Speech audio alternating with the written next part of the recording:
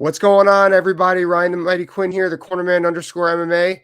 I am here with a very special guest, Ultimate Fighter Season 31 lightweight champion Kurt Holobaugh. How you doing, my man? What's going on, man? Hey, I'm never better. Oh yeah, I bet, man. You must be flying high. We're gonna slowly get into everything with TUF and everything, but I'm so happy for you. Like, tell me how this week has been since you won TUF. It's still kind of a normal week, other than everybody coming up and congratulating me and stuff like that. But man, I just still feel like it was just another day. But other than that, man, it's been pretty normal. Right. Awesome. So I want to take it back to when I first saw your name mentioned for um I remember we met when we both fought in Russia, and that's a trip I'd rather forget about. But we you know how it is. Like, you keep in touch, you keep an eye on people that you traveled with throughout the circuit. And I remember watching you, whether it was before or after my fight. I can't remember. Some of it was a blur. But I remember watching you and being like, dude, this dude is freaking awesome when we were out there. And I remember thinking, like, these are guys, like, there are guys all over the world that aren't just getting the recognition they deserve because they don't have the UFC to their name.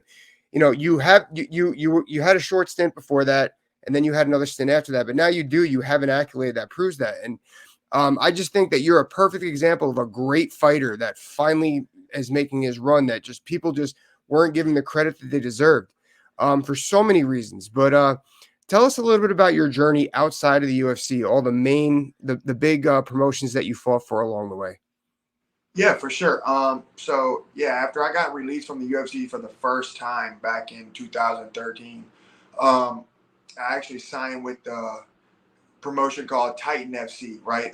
Titan was a promotion for a long time before they were repurchased by new owners, rebranded, live on CBS Sports. So I made my debut in Titan FC from there. Fought a bunch of fights in Titan, actually wind up winning their featherweight championship. And then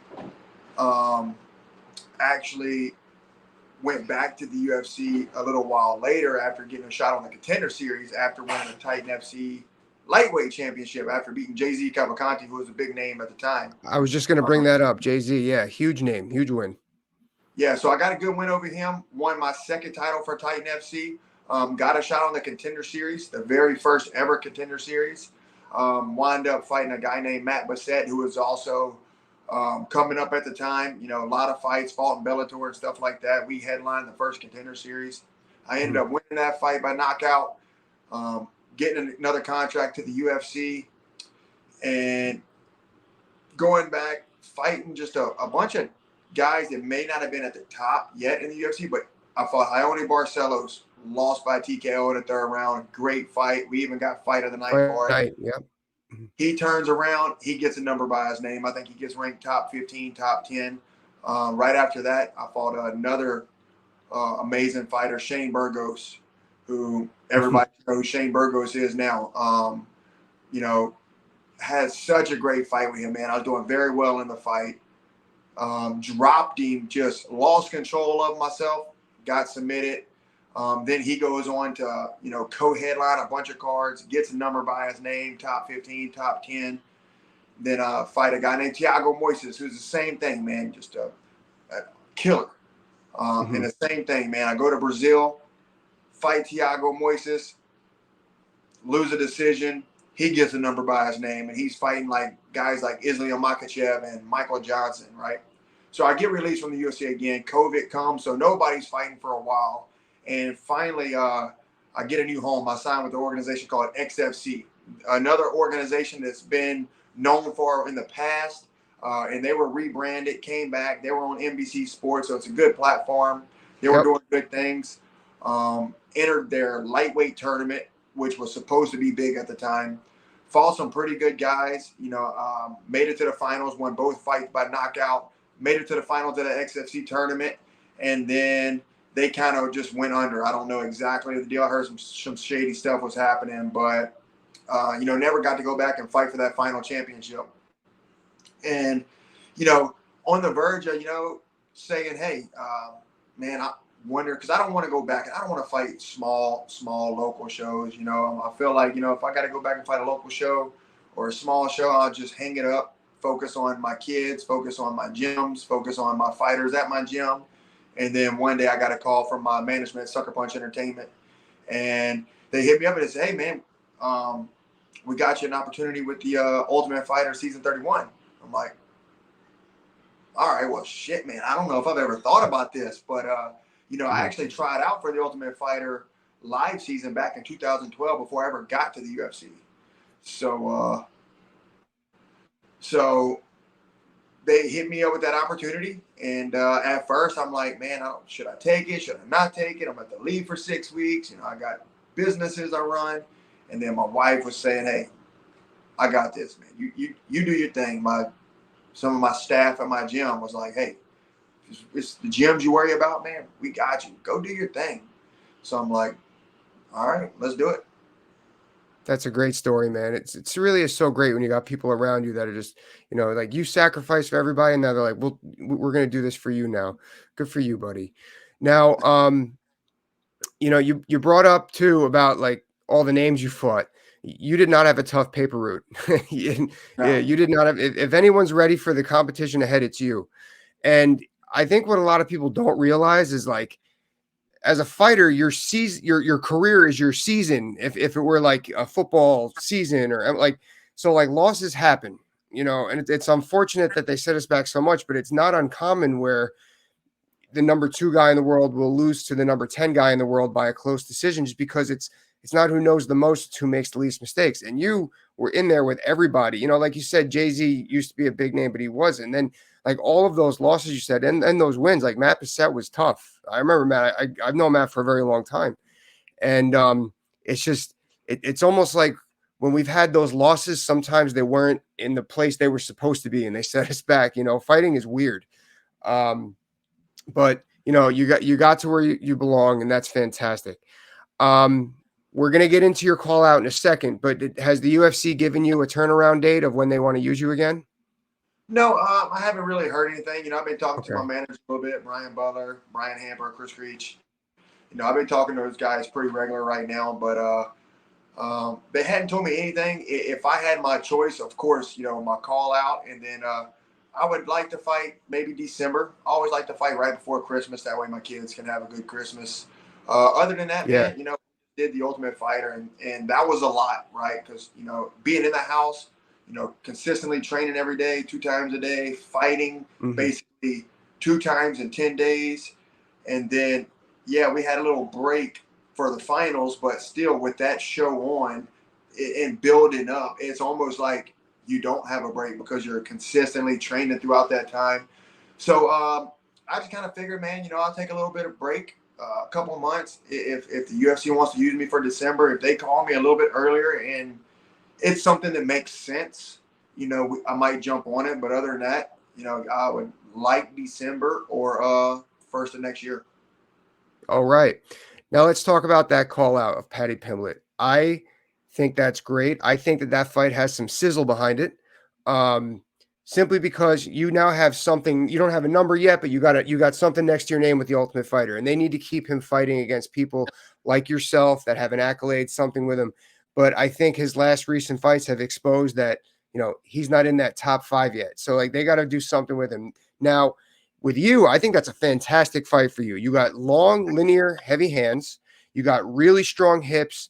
You got good boxing and great jiu-jitsu. Oh, by the way, shout out to your jiu-jitsu coach, Rafael L. Wagner. I miss that guy. I love talking football with him on Facebook. So when you see him, give him a hug for me. I'm going to take a clip of this and I'm going to send it to him right now.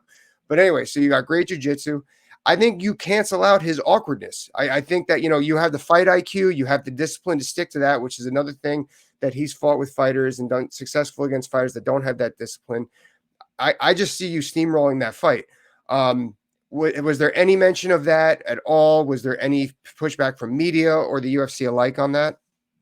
Yeah, you had a lot of push on the media for it. There's a lot of articles going out right now that I called out Paddy Pimblett. He Mhm. hasn't responded, but I mean, it doesn't matter. I shot my shot. That was a perfect opportunity for me. Yeah, I don't have a number by my name, but I have a title by my name now, and it's the Ultimate Fighter Exactly. one winner, Mhm. right? So I feel like, you know, and I can just tell from the reaction that I got from the crowd in Boston, man, I felt like I was a fan favorite. you can see when I got the finish, the crowd kind of like erupted. And Oh I'm yeah, sure I was just on the season of the Ultimate Fighter 31 show that aired 12 straight weeks. I felt like they used me a lot. I felt like the world got to see who I was. And not to mention the fights that I had on the show. I, you know, I'm sure I'm biased, but I definitely felt like my episodes of that show was the best episodes on the show, both of my episodes. And of course, for sure. the last fight with Jason Knight. I mean, that was just a beast of a fight. Yeah. And I'm sure now my name's starting to carry a little bit. So I figured, I would like a good matchup, right? And what I keep telling people, I'm like, in the UFC, you're never going to get an easy fight. Easy fights don't exist in the UFC. All those guys are there for a reason, but you get sometimes guys that match up well with your skill or match up well with what you like to do. And I feel like Paddy is a guy that really matches up well with me. And I've thought that for a long time. And I mean, he's a huge star. Everybody knows who Paddy is. So I figured if, coming off the Ultimate Fighter, if I can win that, call Paddy out, that's something that's definitely a possibility because the UFC does need to give him somebody a little bit higher. His last fight was Jared Gordon. And you see how competitive that fight was. Jared's really good. And a lot of people don't think Paddy won that fight. So Yeah, I don't. I'm with you. I thought that Jared won that fight. Although towards the end, because I talk a lot with the judges on the scoring, I was like, crap. I really hope they don't give him that second round. I thought Jared won that fight.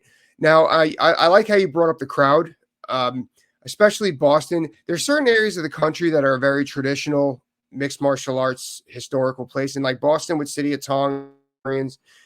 There's a lot of lineage in Boston there, so those are true loyal MMA fans. So I'm with you. I love that they were behind your fight. It was fantastic.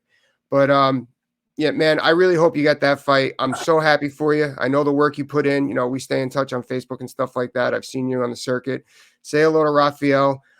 Any sponsors or anything you want to give a shout out to? yeah, for sure. Let me shout out Hatchet Industries Inc. Good friend of mine, good sponsor that started sponsoring me for this show and for my fights. Another sponsor of mine, Covington Power Sports, Jason Wilson. Thank those guys. And definitely my team, man. Got to shout out my team, Grace United, Team Juke out, all the guys that helped me prepare for this fight coming up. Port City MMA, all of those guys, all my coaches, all my friends, all my family. Couldn't do it without you. Awesome. I was going to say too, talk about your gym, where they could find you and those businesses if you like that you spoke on. Yeah, for sure. Check Hatchet Industries out at hatchetindustriesinc.com. Covington Power Sports. You can check them out on social media, Facebook, Instagram. Anybody needs a side-by-side, that's the guys to go to, man. They got some incredible stuff up there. And yeah, follow me at Kurt the Hurt Holobaugh at Instagram. Awesome. We'll see you there. Thank you so much, Tough Champ. Appreciate it. Appreciate you, Ryan. Thanks for having me on, man. You got it.